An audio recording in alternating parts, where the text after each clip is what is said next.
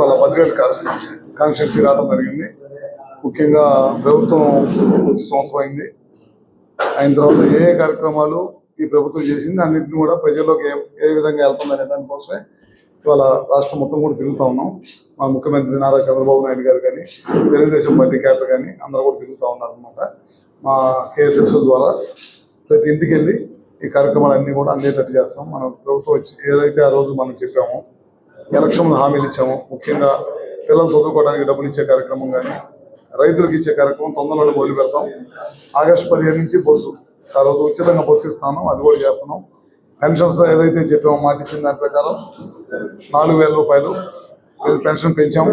అదేవిధంగా కొంతమందికి 6,000 చేసాం, కొంతమంది 15,000 చేసాం, కొంతమందికి 10,000 పెన్షన్ ఇస్తున్నాం. నాకు తెలిసి దేశంలో ఎక్కడ ఇవ్వనంత డబ్బులు పెన్షన్ రూపంలో ఖర్చు పెడుతున్నాం. దాదాపు 63-64 లక్షల మందికి 33,000 కోట్ల రూపాయల పైన పెన్షన్స్ మేము ఖర్చు పెడుతున్నాం. అదేవిధంగా పిల్లలు చదువుకోవడానికి అయితే తల్లికి వందనం అనే కార్యక్రమం ద్వారా మనం దాదాపు 10,000 కోట్ల రూపాయలు ఒకే రోజు తల్లుల అకౌంట్లో వేసాం అనమాట. ఇట్లాంటి అన్ని కార్యక్రమాలు ప్రభుత్వం చేపడుతుంది.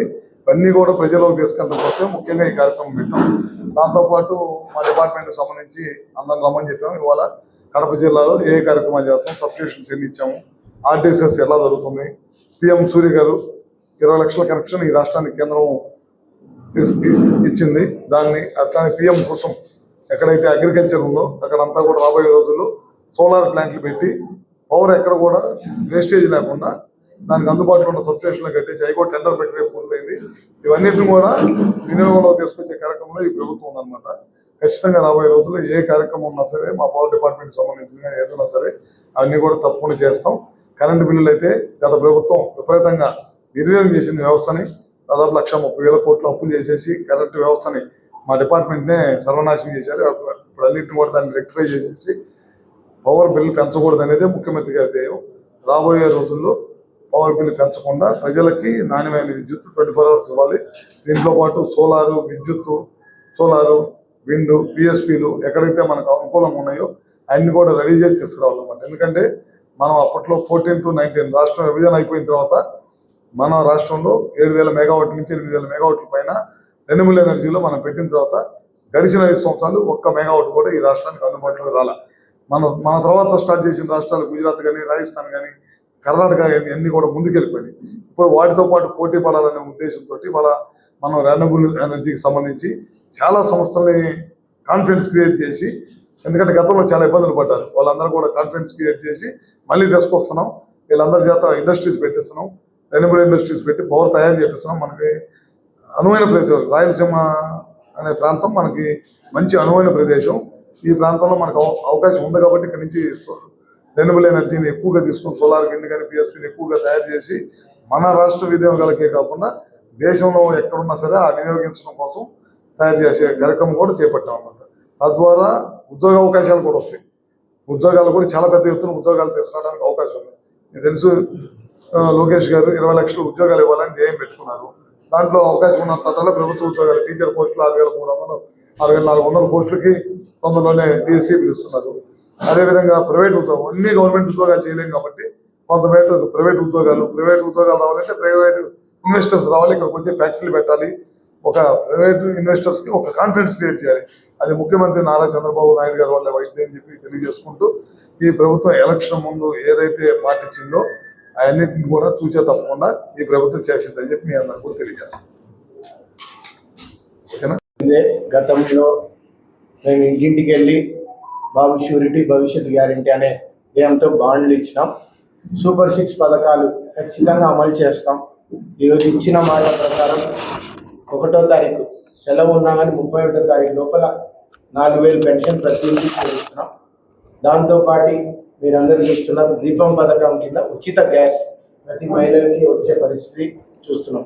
ఈరోజు గతంగా 10 రోజులుగా తిరుగుతుంటే గ్యాస్ సమస్యలు కొన్ని ఈకేవైసీ వల్ల ఇబ్బందులు వస్తున్నాయి, వాటిని రెక్టిఫై చేసుకుంటా పోతున్నాం. దాంతోపాటు తల్లికి వందనం, ఆనాడు మేము ప్రతి ఇంటిలో ఎంతమంది పిల్లలు ఉంటే వాళ్ళని చదివిస్తా అంటే గత పాలకులు ఒకటే మాట దాన్ని వ్యంగ్యంగా నవ్వుతూ మా మీద ఎక్కిరించినారు, చేయలేము అనేసి. కానీ ఈరోజు ఏ ఇంటికి వెళ్ళినా సంతోషంగా మీ అందరూ చూశారు. మహిళలు మా ఇంట్లో ఎంతమంది ఉంటే వాళ్ళని చదివిస్తున్నారు. ఆ రోజు ఇచ్చిన మాట ప్రకారం చంద్రబాబు నాయుడు గారు మరియు లోకేష్ గారు ఇది ప్రతిష్టాత్మకంగా ప్రభుత్వ కార్యక్రమంగా తీసుకెళ్ళాం. దాన్ని ఖచ్చితంగా అమలు చేస్తారు. ఎక్కడైనా ఉంటే కూడా నిన్న మెగా పేటిఎం లోపల గ్రీవెన్సెస్ తీసుకొని అవి కూడా క్లియర్ చేస్తున్నారు. దాంతోపాటే ముఖ్యమంత్రి గారు ఇప్పుడే అనౌన్స్ చేసినారు, ఆగస్టు 15 కంతా ఫ్రీ బస్, ఉచిత బస్ ఖచ్చితంగా ఇస్తారు. అదే రోజు ఆటో డ్రైవర్లందరికీ కూడా 15,000 వేతనం ఇస్తారని చెప్పడం జరిగింది. దీంతో పాటు మీ అందరికీ అన్న ఇందాక చెప్తాడు, నెలాఖరు లోపల అట్లా కేంద్ర ప్రభుత్వం కానీ మన ప్రభుత్వం కానీ రైతు భరోసా, రైతులందరికీ మనం డబ్బు ఇవ్వాల్సిన బాధ్యత ఉంది. ఎందుకంటే ఇప్పుడు అందరు అడుగుతున్నారు, అవన్నీ చేస్తామనేసి మీ అందరికీ చెప్తున్నాం. ఈరోజు బద్వేల్కి వచ్చినప్పుడు బద్వేల్లో ఉన్న ప్రధానమైన సమస్యలు, ఈరోజు ఆర్డిఎస్ఎస్ జిల్లాలో అందరికంటే మొత్తం ఫస్ట్ ప్లేస్లో ఉన్నదానికి మంత్రివర్యులు రెవెన్యూకి చాలా కృతజ్ఞతలు మీ అందరికీ ద్వారా తెలియజేస్తున్నాం. ఎందుకంటే మనం వెనుకబడిన ప్రాంతం అన్నా కానీ ప్రతి పల్లెకి 3 ఫేజ్ కరెంట్ ఖచ్చితంగా ఇప్పిస్తాను ఆ రోజు మాట ఇచ్చినాడు అన్న. అదేవిధంగా ఈరోజు 50% మన తాలూకాలో క్లియర్ అయింది సర్వే ప్రకారం ఫస్ట్ ఫేజ్ 1లో, మిగతాది కూడా తొందరగా అయిపోతాయి. దాంతోపాటు మేము ఒక 6 సబ్స్టేషన్లు కోరడం జరిగింది. అన్న ఇప్పుడున్న ఫేజుల్లో ఏమి ఇస్తారో ఆయన రివ్యూ మీటింగ్ తర్వాత తెలియజేస్తారు. తర్వాత మనకున్న సచివాలయాలు ఉన్నా కానీ 14 సచివాలయాలకి ఈడ పోస్టింగ్ లేదు, జేఎల్ఎంస్ కానీ వీటికి ఈ ఉద్యోగాలు కానీ ఇవన్నీ భర్తీ చేయాలి. అవి వాళ్ళ ప్రొసీజర్ ప్రకారం ఎలా ఉంటే అవి చేయమని అడిగాం.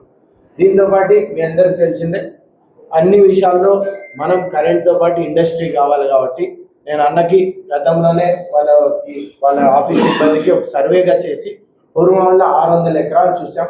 సోలార్ ప్రాజెక్టు మాకు కేటాయించాలనేసి మేము మీ అందరి ద్వారా ఇక్కడ ఉన్న తాలూకా వాళ్ళ ద్వారా ఇస్తే ఇక్కడ ఉన్న వాళ్ళకి అన్న ఇందాకే చెప్పాడు ఉద్యోగాలు వస్తాయి.